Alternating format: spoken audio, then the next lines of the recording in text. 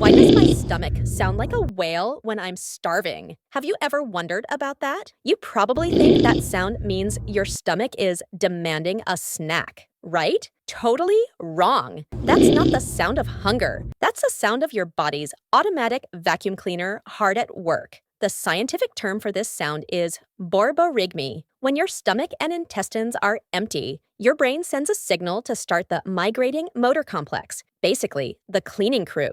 This system creates powerful contractions to sweep out any leftover bits of food, liquid, and mucus, literally giving your gut a clean sweep. These contractions constantly slosh around the mix of gas and fluids inside your intestines, creating that awkward, gurgling noise. So, next time your stomach rumbles, remember, it's not begging for food, it's your biological system doing some amazing, noisy self cleaning.